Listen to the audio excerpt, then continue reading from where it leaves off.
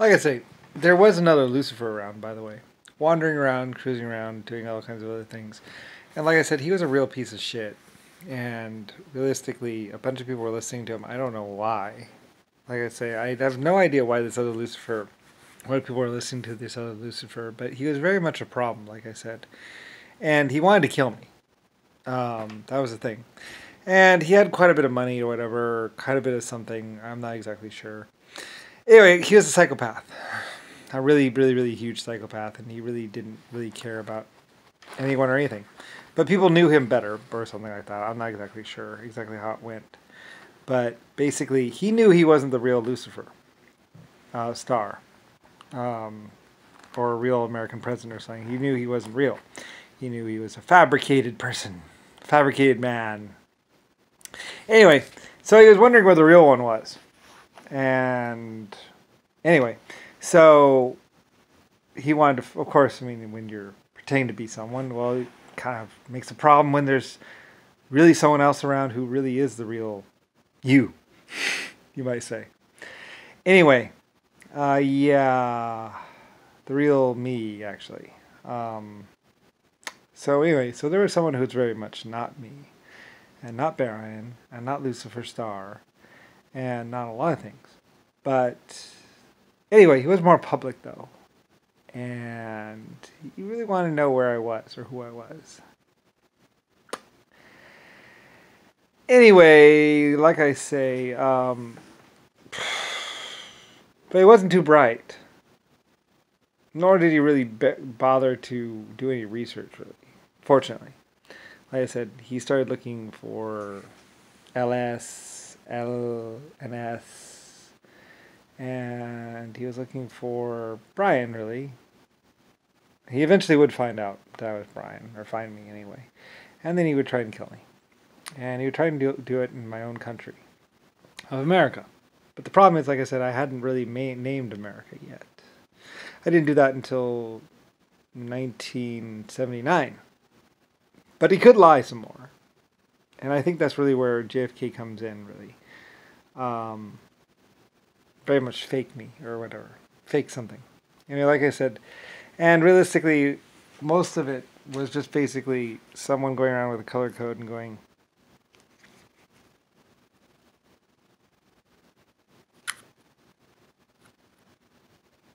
so I guess when you go and get your color code tested, you better make sure you don't have a suntan. You better be inside and maybe even bleach your skin, maybe. Maybe that's what they did. They bleached their skin. I don't know. But how do you get the color out? You're not white enough. Anyway, that's what they would do in the concentration camps. There you go. And this flat black person would look at, and then you would decide. Everybody that wasn't black or white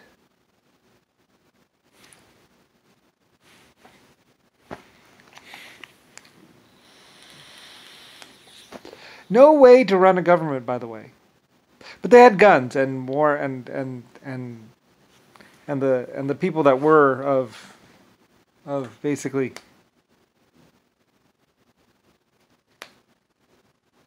they would get to mate and have guns and drive cars. Anyway, I don't really know what kind of a system that is, really, honestly. It's not really a system of law, really, so much. But basically, if you were...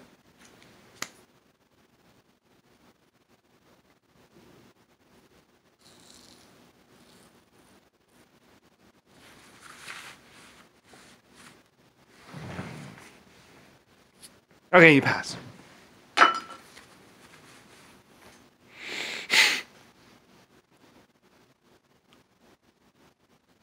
then you have whatever you wanted. You were a new man. Rich. Pick out your line of clothes. They pulled all the clothes out. Pick a suit.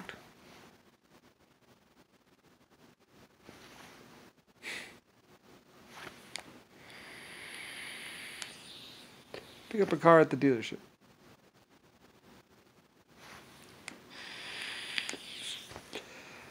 They did this in Germany. They did this all over.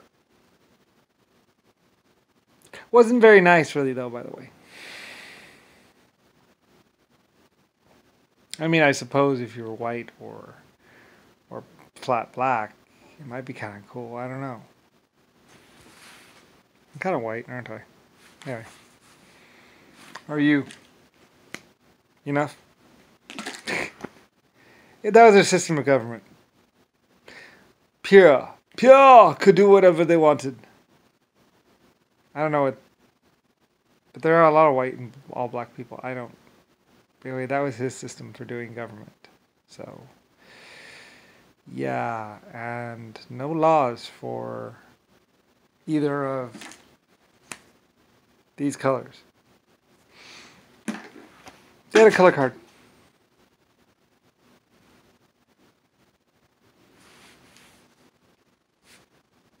And depending on how they felt, see, they might look at this. They might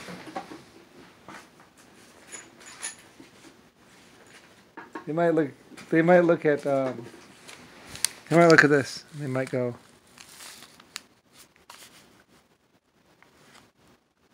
no, he's got to go that way. Or they might take a second. Oh yeah. There. Obviously, it's right there. Yeah, look at that. Obviously, yeah. Oh wait, no. Let me get. Yeah. Okay. Yeah. No, I was wrong. Send it back that way. Anyway, that was their theory of government. Worked out. I mean, it was good for black people if you're black people. If you're a flat black or straight black, then yeah. It worked out for you. But, if you weren't, like if your skin color was some other color, that was very much not good. Like I say, it was no way to run a government or a system. But that's what they were doing. And that basically left the Chinese right in the middle because their skin color is naturally yellowish. Also, a lot of cream-colored people. But you're not either, so slave. Put your belongings on the table. Now go.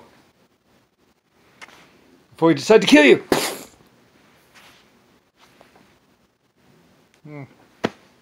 Anyway. Yeah. That was their system of government. I believe Jesse James might actually have been a part of that too. Basically. So, that was the Nazi Revolution. Anyway, I was very much opposed to it, by the way. I don't know what kind of a theory of government or system that is. And realistically, there's a lot of white people, and there's a lot of really black people, and there's a lot of people that are kind of like in the middle. Like, they just need more sun. Anyway, but that was the Nazi Revolution for you. Anyway. Which, yeah, I don't fall into either of those categories. And my name is Lucifer Star. So, anyway, that was what we saw somewhere around 1960, 1940, 1920, 1930, something.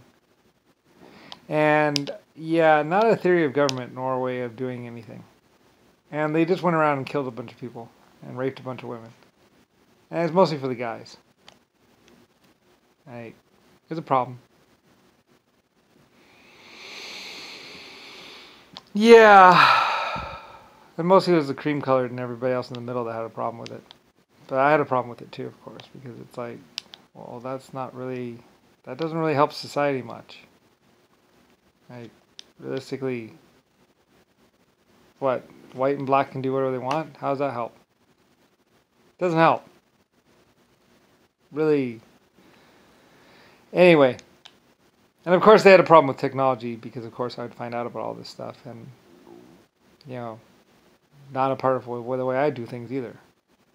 I do skill-based and all that kind of stuff. And realistically, I don't know, giving guns to just white and black people doesn't really help the situation.